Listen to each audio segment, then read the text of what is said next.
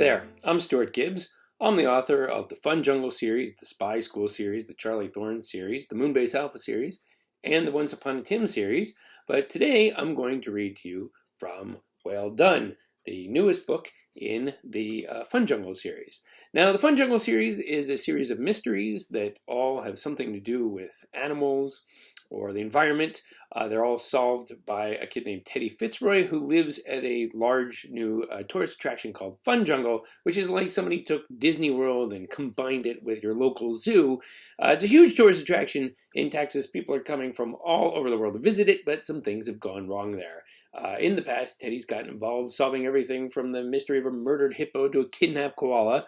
Well, in Well Done here, he's going to solve the case of a whale that has died under mysterious circumstances. So I'm going to read a little bit from this book. I'm not going to start right at the beginning. I'm going to start a little bit through the first chapter and building up to kind of an exciting point in the book here. Here we go. So Teddy's with his friend Summer and Xavier, and it's a very, very hot day in Texas. It's the middle of summer. It's a huge heat wave, and they're just leaving the trailer park, the employee housing where Teddy lives, when they come across one of the Fun Jungle employees in the employee parking lot. Kevin Wilkes was standing in the shade of his rusted pickup truck, killing time by setting off leftover fireworks from the 4th of July.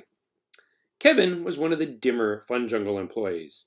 He'd originally been hired as a security guard, but had lost that job after I'd discovered he'd been unwittingly feeding the giraffes local plants that were making them sick. Now, Kevin had been demoted to janitorial work in the Fun Jungle Emporium, as it was about as far away from the animals as you could get. In the month before Independence Day, fireworks stands sprouted like weeds along highways all through Texas. Kevin had blown an entire week's pay on several crates, planning to put on an epic fireworks display to impress a woman he liked at his apartment complex, but the complex had banned him from doing it, rightfully fearing disaster. They had also refused to let him store the fireworks in his apartment, as it was a violation of 36 safety codes. So Kevin had been stuck with several thousand low-quality fireworks, which he kept in the bed of his pickup truck. When we came across him, he had just lit a few spinners, which were whirling and sparking on the asphalt. "Hey," he called out to us. "Want to set off some fireworks?" "You shouldn't be doing that," Summer told him. "The woods around here could catch fire in an instant." Kevin frowned, although he appeared more upset that we'd rejected his offer than he did about being dressed down by a 15-year-old girl. "That's why I'm only setting off spinners, rather than bottle rockets or fountains. I'm not an idiot, you know." Summer and Xavier both looked at me in a way that said they didn't quite agree with that statement. "Even the spinners could start a fire," I warned Kevin. "How?" he challenged. "The woods are all the way over there, and I'm being super careful. See?" He lit a string of poppers and made a show of being vigilant in case of trouble. The poppers were extremely cheap fireworks that were basically just tiny packets of gunpowder. All they did was make a series of loud bangs. I had to admit, the blasts were relatively small and contained, and probably not capable of reaching the woods in the distance. However, the sudden noise created its own problems. Several keepers who were waiting for their cars to cool down mistook the sound for gunfire. They screamed and dropped to the ground. Hopalong Cassidy was startled by the noise as well. My friends and I had been too distracted by the heat and Kevin's fireworks to notice that a kangaroo was being delivered to the park. Normally, zoos try to time the delivery of animals after official hours, so there aren't tourists around. But Fun Jungle stayed open much later than normal zoos, and while the truck that was delivering Hopalong was air-conditioned, the veterinary staff still didn't want to keep an animal locked inside a vehicle on a hot day any longer than they had to.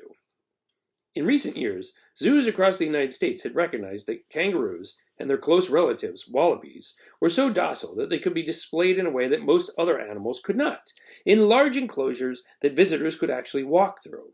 Fun Jungle had quickly jumped on the bandwagon and was modifying its Australian area to feature an exhibit like this. The land down under would allow guests to wander a path right through the marsupial habitat. It was scheduled to open in the fall, and in the meantime, Fun Jungle was trying to acquire every kangaroo and wallaby that it could. Hopalong was a western gray kangaroo who had been born at the Milwaukee Zoo. At 4 years old, he was already mature, 6.5 feet tall and 120 pounds.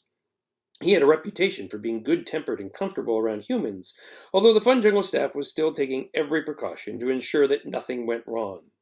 Hopalong had been delivered in a specially designed trailer, with plenty of room for him to move about during his long drive from Milwaukee. But the truck was too big to drive through the park to the land down under. So Hopalong was being transferred into a crate on a smaller truck in the employee parking lot, which would then take him through the behind-the-scenes area to his new home.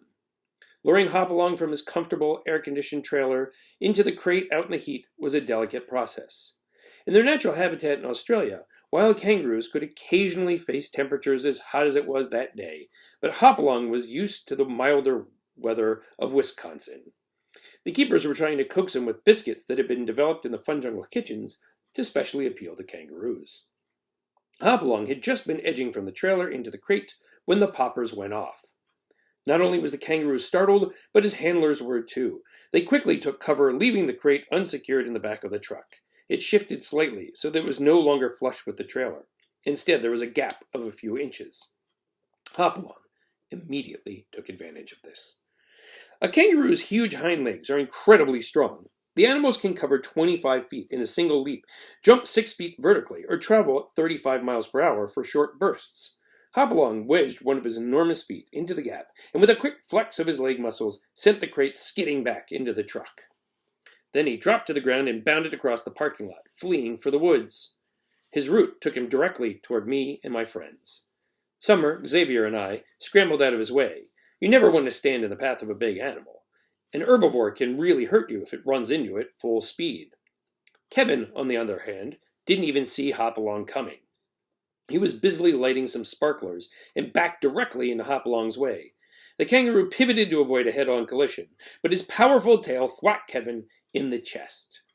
A kangaroo's tail is almost as powerful as its legs. Hopalong's was a thick club of taut muscle, and it sent Kevin reeling backward.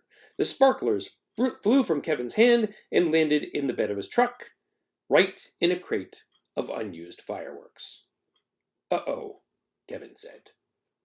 "Get away!" I yelled, then grabbed Summer's hand and raced across the parking lot. Xavier and Kevin were right on our heels.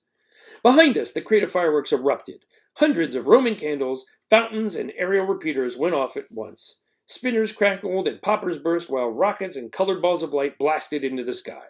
So many fireworks were detonating that the truck trembled as though it were at ground zero in an earthquake.